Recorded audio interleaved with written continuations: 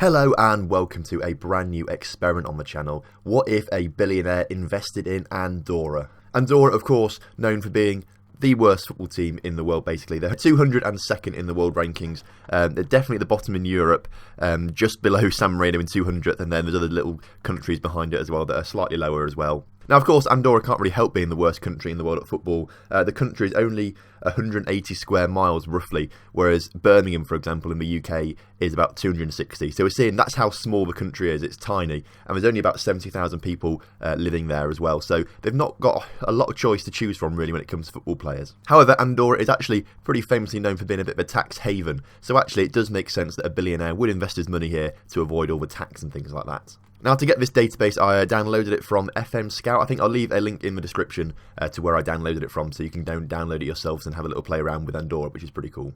The database comes with the Andorran First Division and the Andorran Second Division, so you've got 18 teams you can choose from, basically, although a few teams in the Second Division are actually B teams of First Division sides. But it's a really interesting thing to do, actually. FM12, I did like a whole career with FC Santa Coloma. I played, must have been about 10-15 seasons with them in FM12. Never got to the Champions League group stages there. In fact, I don't think we even got close, to be fair. We did a few qualifying rounds, but that was like it, really. Hopefully, though, a lot of money pumped into these clubs will help them get into the group stages of Champions League and Europa League competitions. In terms of continental qualification, as we're talking about it, the top team gets a Champions League first preliminary round place, which is obviously the very first round. I think there's only like a handful of teams in that because it's such a low down qualifying round, and then second and third teams qualify for the equal one in the Europa League as well. So starting right down at the bottom here, and it makes sense because Andorra is the 188th most reputable league in Europe. Now hopefully we can really boost that. Wales was the lowest we went before, and that was about 120, I think. So Andorra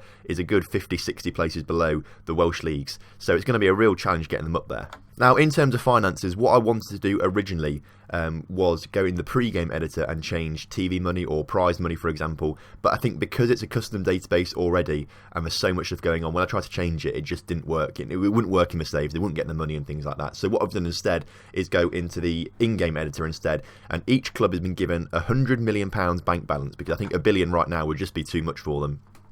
It's not like they're going to need it. That 100 million will last them for a long time anyway, so we'll put more money in further down the line. But each team has a bank balance of 100 million, a transfer budget of 10 million, and then a wage budget of 1 million, which actually is probably quite high in comparison to what their transfer budget is and bank balance is. But if they do manage to somehow get some good players in, they're going to be demanding massive wages, I think. So that's why we need that wage budget so high. I've not done anything to the facilities yet. I want to see, after a few years, how things grow organically, basically. So currently, they're very, very low down. Encamp, for example, have two at everything. If we look down at the next club, Unio, if we look at their facilities, their 2-2-2-1s, for example, I think Santa Coloma, this team here, probably the best team in Andorra, really. If we look at their facilities, 3s and 2s, basically. So we'll come back in a few years' time and have a look and see if they've invested money into this. But if they haven't, I think we'll probably artificially increase them ourselves. We've done all the same stuff as well, giving all the money and things to the second division sides as well. However, the Andorran second division is 240th down, as reputable as the English county leagues, which is ridiculously low down. So a lot of work going to be done here as well, but hopefully they'll really rise up as well and get into the top 100, hopefully. Right, so there you have it. The Andorran League is now in play. We're going to go 5 years in the future, I reckon, for this episode. Maybe 5. We could go a bit further. It depends on time. But I think 5 years is probably good enough for this episode. And we're going to see exactly what's happened in those 5 years. Before we do jump in the future, though, pause the video and go down and make your predictions. Comment down below your predictions of what you think is going to happen, not just in this episode, but across the entire series, and what's going to happen to Andorran football. Will someone actually win the Champions League, or will they just fail miserably? And whilst you're down there as well, why don't you pop a like on the video and subscribe to the channel if you're new around here. Right, so we're now back 5 years in the future from where we left off. And as you can see, things have looked pretty positive at Andorra so far. They've jumped up from 202nd to 155th now, equally, which is pretty good going for them. We can see here 155th, equal with Dominica and Fiji, which is quite nice. Are there any lower teams in Europe, though? As we look down, are they still the lowest in Europe, or are they up there now? I'm looking down here. Luxembourg are down 182nd now, so they're ahead of them. They're also ahead of Liechtenstein, and I imagine San Marino are probably still down here somewhere. Saying that, though, oh, there they are. 207. San Marino gone down quite far. But pretty good going for Andorra so far. If we look at their schedule over the past couple of years or so, we go back to 2016. lost all their games there. Beat Faroe Islands, though, in a World Cup qualifying match, and I guess that is probably the team they've been beating, actually. Liechtenstein, Kazakhstan beating those in friendlies and stuff. The beating teams at their level, basically, is what we're doing. Faroe Islands, 2 wins there that year in European qualifying. Luxembourg in friendlies, Faroe Islands once again. They seem to thrash Faroe Islands. Beat San Marino twice in World Cup qualifying. So they're beating the teams at their levels, basically. 2-2 draw there with Liechtenstein. So at least they're sort of becoming the best team out of the worst teams in Europe, if you get what I'm saying. A quick look at the senior squad then. The best player they've got is Alberto Alvedra, plays for Espanyol B. He's 23 years old, so he might not be a regen, actually. He's not a regen by the looks of things. And he's played his whole career at Espanyol, so never played in Andorra. But this guy, João Neves, 18 years old, is clearly a regen with a potential of 104. So it's still very, very low down for potential-wise. But he's been playing his whole career in Andorra, which is good for Andorran football, at least to say. A few guys looking at 90 potential, a lot of guys looking at over 80 potential, but these are old guys now, so they're not going to reach that potential. In fact, that guy's the only region in there. If we look at the under 21 squad, there's a few guys in there actually looking all right. This guy, Alvaro Martinez, currently 98 potential, which isn't too bad, to be fair. We're looking at that, that's fairly decent. But again, it's not going to be world beating. It's not like Andorra are going to go and win the World Cup anytime soon with these types of players coming through. Let's have a look at the Andorran First Division then, and as you can see, it's risen to 137th in European rankings, now 2 places ahead of the Welsh Premier League. So 5 years in the future, it's as good as the Welsh Premier League. As you can see from the past winners though, FC Santa Coloma had 2 more years of dominance before handing it over to Lusitans for the next 3 seasons. Lusitans winning it by a ridiculous margin. If you look at that points total there, won every single game they played, so they must have spent some money somehow to get those players. And we'll have a look now at the past few seasons. We'll look at the rules quickly actually as well. Have any more European places been put into contention here? 2nd to 4th now qualify for the Euro Cup, so the top team still qualifies for the Champions League first qualifying phase, but an extra team now qualifies for the Euro Cup, so they get an extra place now, which is quite cool. If we go back to the first season, the 17-18 season, Santa Coloma winning it by 2 points from Sant Julia. I think those two in real life probably are the 2 better sides in Andorran football. UE Santa Coloma finishing rock bottom though. They're sort of in the same place basically, these 2 teams, but FC Santa Coloma been much better. Season afterwards, Lusitans win it, so I guess it hasn't actually updated on the thing yet. So I guess Santa Coloma won it 1 season, actually Lusitans have won it 3 seasons, and then it's not updated to this past season, but I think Lusitans won it, didn't they? So they won it 4 seasons in a row now, Lusitans. This season though, they win it by 10 points from Santa Coloma, which is very, very nice, good going. There's a split here, and I think this is potentially because the league splits in half like other European leagues do. So halfway through the season, it was split in half, and the top 4 teams play for the Championship and the bottom 4 teams play for relegation. Season afterwards, once again, Lusitans winning it emphatically this season. 71 points, second team finishing on 39 points. So they're clearly the dominant side right now. Santa Coloma dropped down to 4th, didn't have a very good season that year.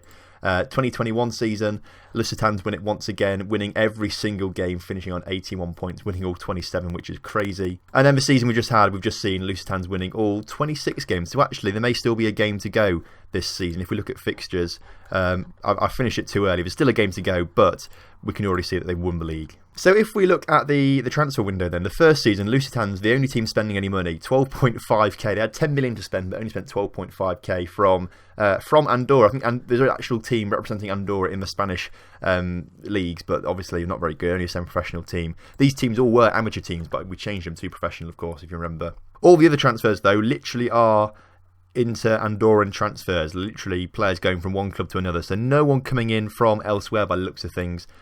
Similar sort of thing next season as well. All transfers are free as well. This team, a few guys moving to like the Spanish 4th Division by looks of things, or Portuguese low-down leagues and things like that, but not many players coming in, which is again a bit frustrating.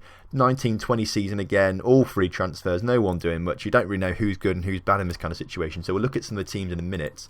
2021 season, again, all free transfers, no one particularly coming in. I think this guy leaves for Brazil by looks of things. That must be a Brazilian side. Yeah, it's a Brazilian 2nd Division side. And then the season we've just had, Lusitans spent £125,000 on a Brazilian player, or a player from Brazil, AMG, in the 1st Division of Brazil. Alex Roberto Martinez comes in, 20-year-old Brazilian player, and had a pretty, hasn't played too much actually, considering how much he was bought for. He's only played 5 games, which is a bit of a worry. If we look at the Lusitans team, then they seem to have an awful lot of Portuguese players, and I mean, they have the Portuguese logo in their club logo, the Portuguese football logo, so they must have some sort of affiliation there. I'm not quite sure what the link would be. If we look at on their general info, I mean, obviously they're based in Andorra because otherwise they wouldn't be playing the league, but they must have some sort of connection with Andorra. Affiliated clubs, they have another team in Andorra as an affiliated club. So I don't understand where a Portuguese affiliation comes from and why they've got so many Portuguese players. But 2 of these players look absolutely incredible. In fact, a lot of them look incredible. They've got some really good Portuguese players for some reason. I don't know how this has come about, but this guy could actually go on to be a pretty global superstar. 17 years old, 102 current ability, 178 potential. Now, where has he even come from? He's come from the club, which I don't really understand. Jeez, I'm impressed with what they're doing right now. Some really good regions coming through for them. 178, 171 potential, but they are Portuguese. And actually, I don't know if this team are allergic to having Andorran players, because no player in their team is Andorran. I mean, I'm very confused as to what's gone on here, but we'll have to roll with it. Basically, roll with it. Right, if we look at their club facilities, they've not got very good facilities, basically. Finance-wise, they've spent about 60 million or so, 60 million of that money that we gave them originally.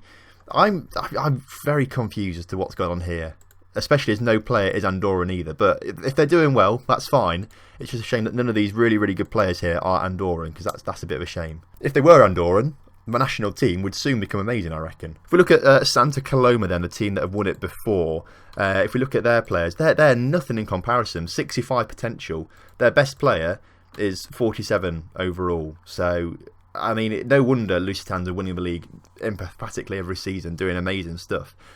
These teams need to do something better. Again, if we look at the facilities of these clubs, I don't think Santa Coloma have put anything into it. They were on 3s and 1s and stuff like that before, so I don't think they've invested any money into training facilities and things. So I think what we'll do for next time is we'll improve everyone's training facilities, every club's, but maybe not Lusitans, because they're doing fine by themselves, basically. I mean, I'm very surprised at what has happened, basically. I'm shocked by what I've seen.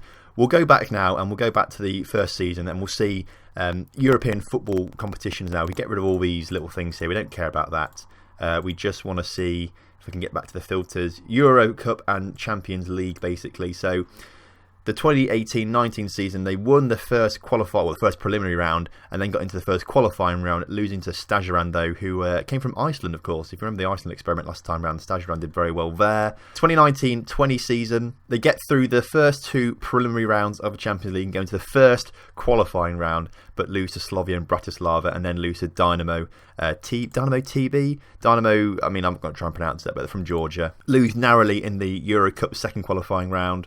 And in the 2021 season, they lose in the Champions League first preliminary round and then lose in the Euro Cup second qualifying rounds. In the season we've just had, actually, they get through to the third qualifying round, which is the furthest we've seen so far. So they're making improvements, and the team that they've got is obviously very, very good potential-wise. So if they get that potential up, they should be able to breeze through some of these qualifying rounds, I reckon, soon. Santa Coloma then, in the first season, lost in the Champions Cup first qualifying round. Is that the first qualifying round? Not a preliminary round or anything like that. Looks like the first qualifying round to me, so that's fine. Second season, they lose in the qualifying round, in the preliminary round actually, and then lose to Lincoln Gibraltar in the Euro Cup second qualifying round. 2019-20 season, didn't win the league obviously, so they went to the Euro Cup instead, but losing that first preliminary round to Lions. Where are Lions from? They're from Gibraltar, another Gibraltar side.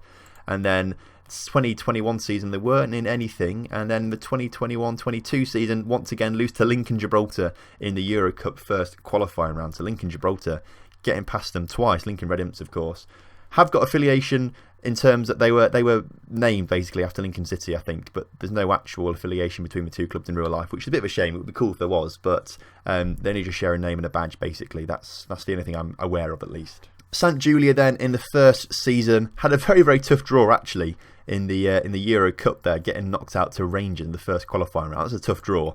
Don't really envy them. Don't really blame for losing that. Season afterwards, once again, you lose in the first preliminary round of the Euro Cup against Europa FC.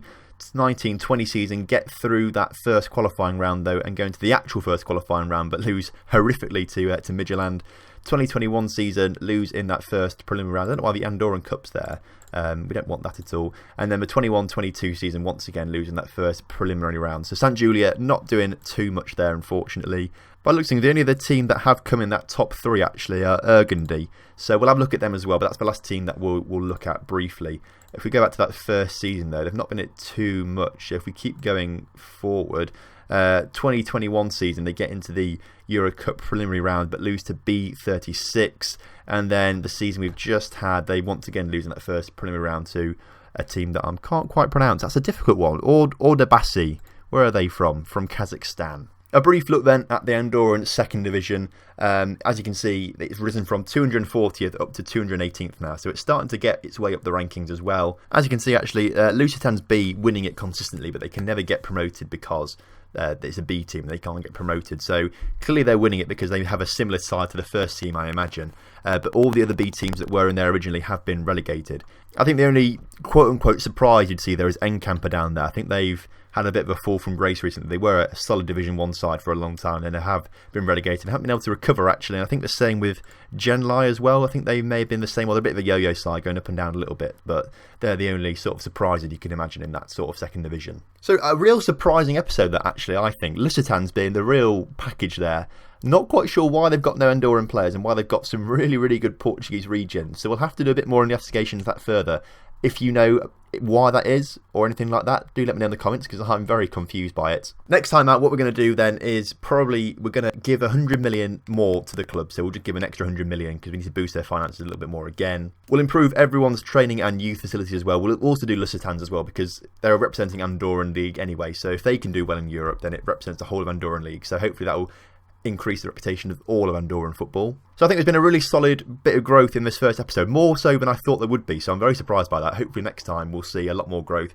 Next time we'll probably go 10 years in the future and see what's happened there, but I'm looking forward to seeing what happens. If it's as much growth as it has been already, it's going to be monumental in the next episode, I think, so I'm very much looking forward to seeing what happens. If you enjoyed today's episode, then make sure you do drop a like on the video, subscribe to the channel if you're new around here, and I'll see you next time for some more Billionaire action.